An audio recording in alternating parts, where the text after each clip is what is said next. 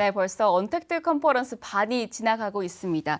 이번에는 조금은 말랑말랑하고 친숙한 주제를 가지고 왔는데요. 바로 소비재입니다.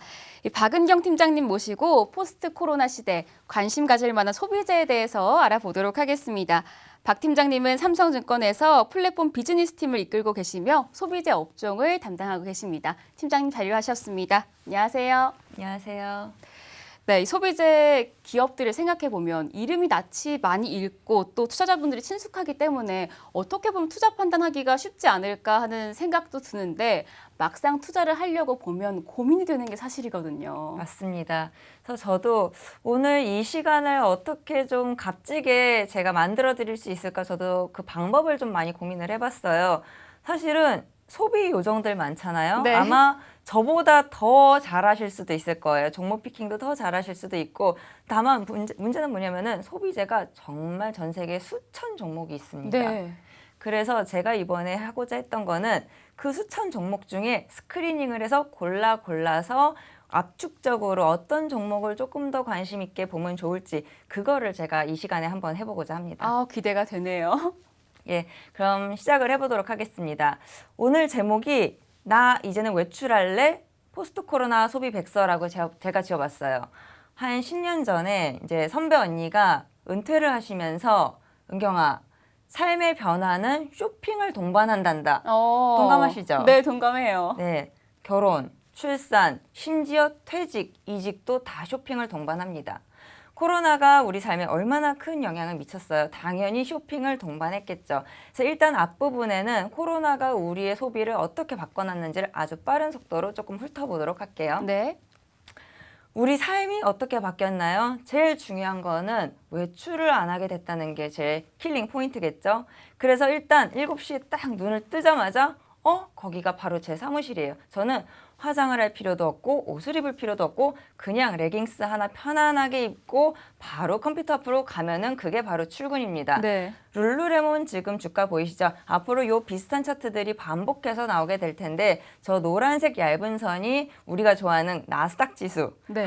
따라서 저 노란 선보다 주가가 더 높게 가 있으면 와 되게 좋았구나라고 이해를 해주시면 좋을 것 같고 그 바로 옆에 있는 테이블들은 이제 미국의 소매 판매 지표 데이터니까 쭉 저와 함께 따라와 주시기 바랍니다. 네. 자, 아침에 근무를 하고 나는데 근무를 하려고 봤더니 지금까지 저는 핸드폰이랑 태블릿밖에 없어요. 네. 그걸로 근무를 하려고 그러니까 너무 어려워. 안 되겠어요. PC 사러 가야겠죠. 네. 저는 베스트바이로 달려가서 PC를 장만을 했습니다. 점심때가 됐어요. 1시간 점심시간이잖아요. 요리까지 하려면 시간이 짧아요. 안 되겠어요. 배달 음식으로 때웁니다.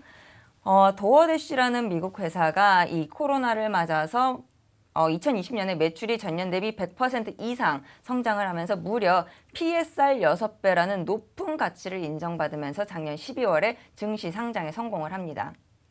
그 다음에 오후가 됐어요. 사실은 재택근무가 한 일주일 정도 될 것 같잖아요. 네. 그러면 대충 식탁에 앉아서 하면 됩니다. 근데 와 이게 1년이 넘어갈 것 같아요. 네. 그러면은 책상 사야 돼요? 안 돼요? 책상 사러 가구 회사로 갑니다. 사실 이 RH라는 가구 회사는 조금 낯이 아니까 좀 낯서실 수도 있어요. 미국의 이케아라고 보시면 되거든요. 근데 지금 중요한 거는 이 가구 회사는 다른 코로나 주식들은 솔직히 2021년 들어서 최근 주가 흐름이 좋지가 않거든요. 네. 왜냐면 지금은 포스트 코로나 백신을 맞고 있으니까. 그런데 이 회사 주가 계속 좋아요. 나중에 제일 마지막에 그 이유 다시 등장하니까 이 종목 기억하고 계시면 좋을 것 같습니다. 네. 그 다음에 이제 조금 일하고 났더니 다시 배가 고프고 저녁 시간이 됐는데 두 끼를 다 배달을 시켜 먹자니 너무 지겨워요. 그래서 저는 장을 보러 월마트를 갑니다. 사실 많은 사람들이 코로나에는 외출을 안 하니까 오프라인 유통점들이 다 망할 거라고 막 걱정을 했어요. 근데 실제로 작년에 월마트 실적이 얼마나 좋았는지 잠깐 기억을 이제 되새겨 보시기 바랍니다. 집에서 밥을 먹어야 되거든요. 외식을 못 해요. 그래서 저는 월마트에 가서 장을 봤습니다. 밥 먹고 났는데 친구도 못 만나죠. 시간이 너무 긴 밤이 시작이 됩니다. 그 긴 밤을 저는 넷플릭스와 함께 했죠. 네. 그래서 넷플릭스로 미드 한 2편, 영화 1편 보고 났더니 이제 잘 시간이 됐는데 침대에 누워서 베개에 머리 대고 바로 주무시나요? 핸드폰 봐야죠. 핸드폰 봐야죠. 뭘 볼까요? 여자들 쇼핑합니다. 저 작년에 이커머스 거래액이 굉장히 빠른 속도로 증가를 했고 사실은 우리는 아마존만 많이 주목을 했지만 이베이도 그 가운데서 상당히 큰 수혜를 입었죠. 그렇게 저의 하루는 다 지나갔습니다. 그런데 이제는 백신을 맞기 시작했어요. 네. 저의 삶은 또 달라지고 저의 달라진 삶은 또 다른 쇼핑을 동반을 하겠죠. 지금 나오는 이 뭐라고 해야 될까요? 취침과 이런 일정표가 제 주변에도 다 이렇게 생활하고 있는 것 같아요. 맞습니다. 그러면은 근데 저 하나하나가 다 또 쇼핑을 동반을 한다는 거죠. 네. 그래서 다시 한번 우리는 바뀐 그녀의 일상을 조금 더 따라가 보도록 하겠습니다. 네. 근데 첫 번째, 제가 이 종목을 선정을 할 때 몇 가지 원칙을 좀 세웠는데요. 첫 번째, 포스트 코로나 시대에 적합한가, 즉 외출에 적합한가가 첫 번째입니다. 두 번째는 바로 이 지역을 좀 고려했어요. 백신 접종 속도가 지금 지역마다 좀 다르잖아요. 네. 아시다시피. 그래서 이 첫 번째 그림 보시는 것처럼 미국이 접종 속도가 워낙 빨랐고 사람들이 이제 막 돌아다니기 시작해요. 유럽은 한 템포 느렸지만 굉장히 가파르게 미국을 추격하고 있고 아시아가 가장 느리게 지금 진행이 되고 있죠. 그러다 보니까 어떻게 보면은 미국 쪽에서만 장사를 많이 하는 회사는 이미 주가가 다 반영을 하고 있을 가능성이 있어요. 네. 그렇기 때문에 하반기 유럽 그리고 내년 상반기 아시아로 이어지는 이 포스트 코로나 소비 사이클에 편승을 하기 위해서는 이왕이면은 유럽이랑 아시아 매출 비중이 높은 회사들이 좋겠죠.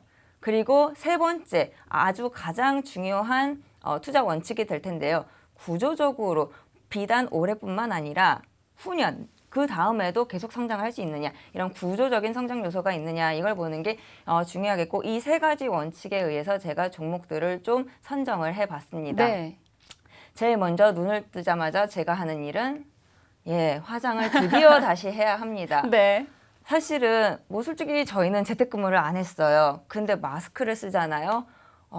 화장 안 하게 됩니다. 네, 맞아요. 마스크 쓰면 되지. 너무 좋아요. 근데 마스크를 벗는다? 이제 해야죠. 네, 특히 색조 화장품 소비가 늘어나고 그쵸. 있다고 하더라고요. 바로 지금 포인트를 너무 잘 짚어주셨는데 지금 저희가 주목할 만한 제가 여러 많은 화장품 회사 중에 이 세 가지에 부합하는 회사를 세 가지를 우선 추려봤습니다. 네. 근데 저 중에서 딱 하나를 고르라면은 전 뭘 고를까요? 바로 이겁니다. 에스티로더를 저는 골라봤는데요.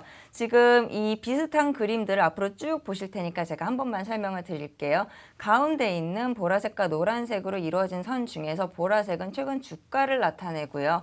노란 선은 최근 애널리스트들의 이익 전망치가 어떻게 변하고 있느냐. 즉 노란 선이 무조건 올라가야지 좋은 겁니다. 네. 근데 미국은 이미 개방이 시작됐고 유럽은 이제 막 그다음에 아시아는 내년으로 예상이 되고 있죠. 사실은 지금 뭐 델타 변이다 뭐 어쩐다 해가지고 소비재 섹터는 너무 미래 이익을 막 미리 땡겨서 반영하기 어려운 경향이 있어요. 그렇기 때문에 일단 최근에 이익 전망치가 계속 올라가느냐 근데 그 회사가 유럽이랑 아시아 쪽에 매출 비중이 높다 그러면은 앞으로도 점점 더 올라갈 가능성이 있겠죠. 저 노란 선이 이렇게 노란 선이 올라갈 때는 사실은 밸류에이션이 좀 비싸도 걱정을 좀 내려놓으셔도 되거든요. 그래서 이 노란 선을 앞으로 유심하게 좀 지켜보시면 될 텐데요. 네. 에스티로더가 많은 글로벌 업체들 중에서도 이 유럽과 아시아 매출 비중이 가장 큰 회사예요.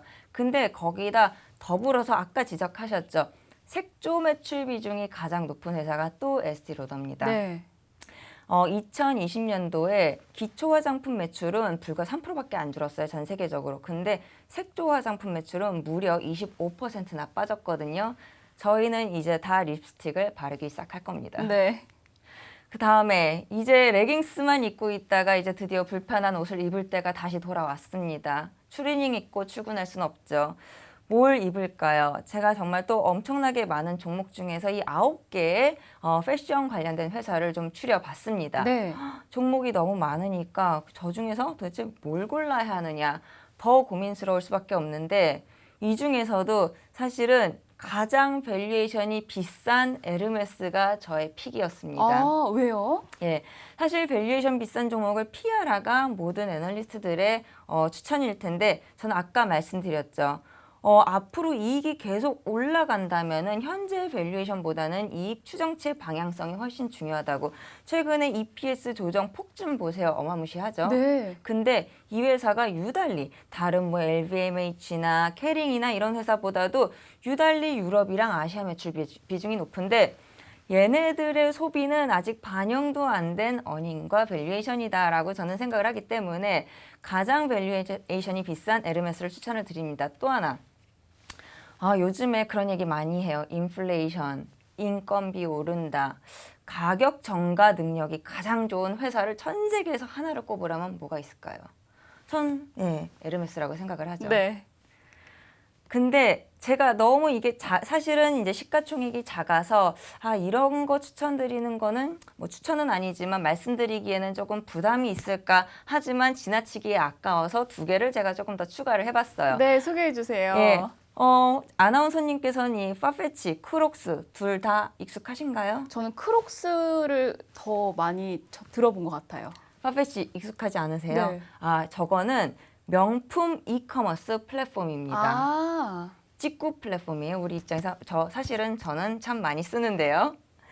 저 파페치가 지금 주가가 사실은 급등했다가 최근에 조정을 받았는데 작년도 11월 달에 중국의 알리바바 그 다음에 까르띠에로 유명한 리치몬드가 저 회사에 투자를 했습니다. 네. 자 보세요. 우리가 좋아하는 단어가 다 들어갔습니다. 중국, 명품, 이커머스. 그래서 제가 한번 소개를 꼭 드리고 싶었고요. 그다음에 크록스라는 회사는 아시다시피 고무 남학신 같은 거죠. 네. 놀러 갈 때 정말 많이 신는 신발이죠. 그래서 앞으로 우리 많이 놀러 다니면은 크록스 많이 신겠구나. 최근에 애널리스트들이 가장 좋아하는 또 패션 회사 중에 하나가 작지만 크록스. 기억해 두시면 좋을 것 같습니다. 자, 이제 저는 출근을 했는데 제가 제일 좋아하는 시간이에요. 네. 아침에 다 같이 내려가서 커피 사 마시는 거, 그 다음에 점심 먹는 거 아닌가요? 네, 저도 정말 좋아합니다. 예. 가면은 일단 커피부터 마시고 시작을 해야 맞아요. 됩니다. 네. 그래서 드디어 이제 외식 업체들이 계속 문 닫고 있고 배달만 하다가 드디어 단체 손님을 받을 수 있게 되겠죠. 또 이제 많은 회사들이 관련해서 이제 이 스크리닝에 걸렸는데요. 이 중에서 저는 두 개를 또 선정을 해봤습니다. 네, 어떤 종목인가요? 무조건 커피죠. 아. 네. 저는 아침은 무조건 커피라고 생각을 하는데 장기적 관점에서 조금 더 저는 스타벅스를 주목을 하고 있어요. 뭐냐면은 전 세계적으로 인구 5만 명당 매장 하나씩 있는 게 일반적이거든요. 근데 중국에는 아직 인구 30만 명당 하나 정도밖에 없어요. 네. 그러니까 아직 중국에서는 이제 막 시작되었다. 그러니까 스타벅스도 계속해서 얘기합니다. 우리의 장기 성장 동력은 뭐뭐뭐다. 세 가지로 얘기하는데 절대 빠지지 않는 게 중국이죠. 중국 사람들이 원래 차만 마시는 거 아니야 라는 좀 선입견이 있었는데 최근에 중국 사람들이 커피를 엄청나게 마시기 시작했다는 좋은 소식이 있습니다. 네. 다음은 맥도날드인데 사실 맥도날드 좋아하시나요? 네, 좋아해요. 최근에 유달리 좀 맛있어지지 않았나요? 네. 예, 맥도날드 같은 경우도 이제 외식이 가능해지면서 최근에 이제 이익이 빠르게 올라오고 있는 회사 중에 하나인데 이 맥도날드의 좋은 점이 미국 매출보다 아시아나 유럽 매출 비중이 더 높습니다. 아. 예, 미국 매출 비중이 40%고요. 나머지 지역 매출이 60%예요. 따라서 미국 쪽의 생활이 일상으로 돌아오면서 이미 돈을 막 벌기 시작했는데 앞으로의 잠재력은 더 많이 남아있다는 측면에서 저는 주목을 좀 했습니다. 시간 조금 때우다 보면은 금방 퇴근 시간 돌아옵니다. 근데 드디어 내가 다시 바로 집으로 갈 수 없어요. 저는 정말 집에 1년 반 동안 갇혀 있었거든요. 그냥 가기 싫어요. 그래서 저는 쇼핑을 한번 해야겠다는 생각을 할 것 같은데 네. 어디를 갈까를 제가 고민을 했는데 제가 선정한 쇼핑의 장소는 바로 이곳입니다. 홈디포라고 인테리어 자재 파는 곳이에요. 사실은 집 안에 있을 때 집을 많이 꾸미고자 하는 욕구가 있는 건 알겠는데 집 밖으로 나가는데 왜 집 꾸미는 회사를 추천을 하느냐라고 생각을 할 수도 있거든요.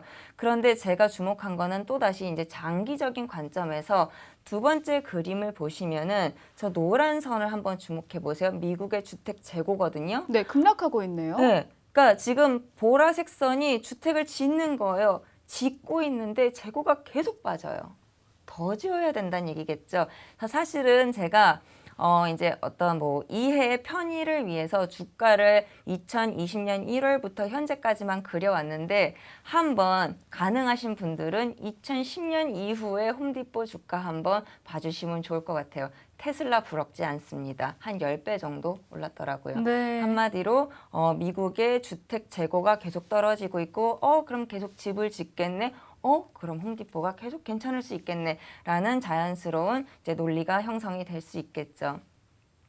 드디어 이제 집에 들어왔어요. 피곤해. 이제 자고 싶은데 또 저는 핸드폰을 주워드는데 전에는 이제 이베이를 들어가서 이커머스 쇼핑을 했습니다. 근데 이번에는 여름 휴가 우리는 못 갈 것 같죠, 아마도? 네. 예. 미국 사람들은 지금 상상의 나래를 막 펼치고 있겠죠. 아. 와, 나 올해는 휴가 갈 수 있는 거야? 그러면서 어디를 갈까를 선정을 해야 되는데 어디 가서 그거를 결정을 할까요? 저는 이제 부킹홀딩스, 부킹닷컴으로 한번 들어가 봤습니다. 그러니까 많은 이제 여행 관련된 플랫폼이 있지만 제가 부킹을 선정을 한 이유는 마찬가지로 아시아와 유럽의 매출 비중이 가장 높은 회사가 바로 부킹홀딩스입니다. 그런데 안타깝게도 제가 저 노란색 선 EPS 추정치의 방향을 유심히 보셔야 된다고 말씀하셨는데 네. 쟤는 계속 떨어져요. 사실은 이 코로나가 생각보다 아주 빨리 잡히고 있지는 않고 델타 변이다 해가지고 계속해서 노이즈가 많다 보니까 생각보다 여행 시장이 오픈되는 속도는 느립니다. 그래서 이제 저런 현상이 나오는데 그러다 보니까 과연 여행주를 지금 말씀드리는 게 시점상 맞느냐 저도 잠시 고민을 했거든요. 네. 하지만 여행 평생 안 갈 수 있을까요? 저는 못 그럴 것 같거든요. 저도요. 네, 그래서 저는 이거는 시간의 문제일 뿐이다라는 측면에서 그렇다면은 이러한 회사도 있다는 소개는 드려도 좋지 않을까라는 차원에서 부킹닷컴 들고 왔습니다.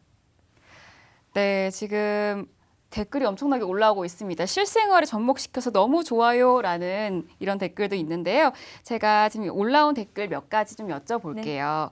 우선은 지금 포스트 코로나 소비에 대해서 중점적으로 설명을 해주셨는데요. 그렇다면 이런 소비재 투자 사이클은 얼마나 길게 보시나요? 라는 질문이 올라와 있어요. 예, 아시는 분 있으면 저한테 꼭 좀 알려주세요. 네, 이제 제 생각을 좀 말씀을 드려볼게요. 그러니까 작년 같은 경우는 코로나가 우리 삶을 너무 갑작스럽게 바꿔놨고, 근데 백신이 나오자마자 또 갑작스럽게 바뀌고 있거든요. 그래서 아주 근시안적으로 보면은 소비재 투자 사이클은 1년인가? 그러니까 작년에 코로나 투자 1년, 올해는 포스트 코로나 소비재 1년. 근데 요번에는 좀 다른 게 한 가지가 있다면은 정말 많이 회자되고 있는 인플레이션이 저는 변수라고 생각을 하거든요. 네. 사실 인플레이션이라는 단어가 이 주식시장에서 사라진 게 2009년 이후로 사라졌어요.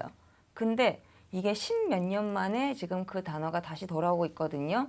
인플레이션, 가격이 오른다?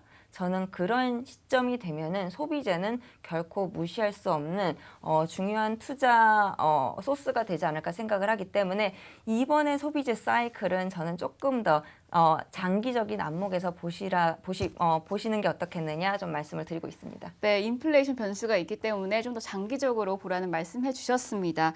한 가지 더 여쭤볼게요. 아까 팀장님께서 이제 코로나로 외출을 안 하니까 대형 매출이 줄었겠지라는 생각을 할 수도 있다고 하셨는데 여기 댓글을 보면은 대형 매출 줄었겠지 했는데 오히려 대형 마트를 네. 더 가는 것 같다. 그러면서 이게 그저 오랫동안 집안에 머물러 있어서 일시적인 반작용에 불과한 건지 아니면 그동안 온라인에 대한 잠재력이 과대평가돼 있었던 걸까요? 라는 질문을 주셨어요. 뭐 다 맞고 반은 틀린 얘기가 아닌가 생각이 되는데요. 첫 번째, 지금 우리나라 백화점 매출이 얼마나 좋은지 아세요? 우리나라 백화점들이 전년 대비 매출 성장률이 50%, 60%씩 나오고 있습니다. 오죽하면 보복 소비라는 단어가 나왔겠어요. 근데 저는 이런 유통을 볼 때 이커머스냐, 온라인이냐, 오프라인이냐 이제 구분하는 거 조금 너무 낡은 접근 방식이 아닌가 생각이 되고요. 네. 스스로가 어떻게 소비를 하는지를 의사결정을 하는지를 한번 잘 생각해 보세요. 과거에는 한 5년 전만 해도 백화점을 가요. 그리고 그 중에서 제가 선택할 수 있는 최상의 선택을 하기 위해서 열심히 발품을 팔아요. 네. 근데 지금은 가기 전에 내가 사고 싶은 거를 인터넷으로 다 검색하고 갑니다. 네. 즉 저의 정보 탐색의 과정이 예전에는 점포 방문 후에서 점포 방문 전으로 바뀌었거든요. 이 말은 온라인과 오프라인의 구분이 중요한 게 아니라 어떠한 상품을 딜리버해주는 유통업체냐가 중요하다는 게 제 생각이고 절대로 뭐 하나가 완전한 우세로 가기는 저는 어렵다고 생각을 합니다. 네, 알겠습니다. 자, 마지막으로 한 가지만 더 여쭤볼게요. 자, 소비재 주식 투자할 때 가장 어려운 결정이 정말 이 제품이 오래도록 잘 팔릴까 하는 건데요. 저도 마찬가지입니다. 그래서 이런 소비재 주식 선별하는 비법이 있다면 좀 알려주세요. 라는 질문도 올라와 있어요. 아니 자꾸만 저도 궁금한 거를 물어봐 주시니까 제가 되게 곤란한데요. 네. 예, 그러니까 아까 이제 룰루레몬이라는 그 종목이 나왔었어요. 룰루레몬이 이렇게 레깅스를 이게 이렇게 보편화되고 이렇게 오래 살아남을지 사실 초기엔 저도 몰랐어요. 네. 그래서 이제 제가 소비재를 보는 관점은 뭐냐면은 무언가 새로운 트렌드가 생겼을 때 그 기저에 흐르는 어떤 구조적인 그러니까 그 변화들이 상당히 구조적인 것인가를 일단 살펴봐야 됩니다. 레깅스가 나온 배경에는 웰니스라는 그러니까 거스를 수 없는 구조적인 배경이 있었거든요. 그래서 첫 번째 이게 구조적인 변화인가, 두 번째는 first mover인가.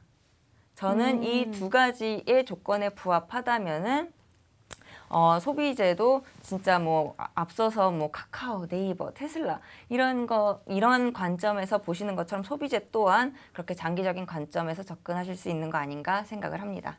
네, 알겠습니다. 오늘 박은경 팀장님 모시고 포스트 코로나 시대 관심 가질 만한 소비재에 대해서 알아봤습니다. 이제 다음 세션은 또 여러분이 주목하시는 반도체 업종이 준비되어 있으니까요. 계속해서 많은 시청 부탁드리고요. 팀장님 오늘 말씀 정말 감사합니다.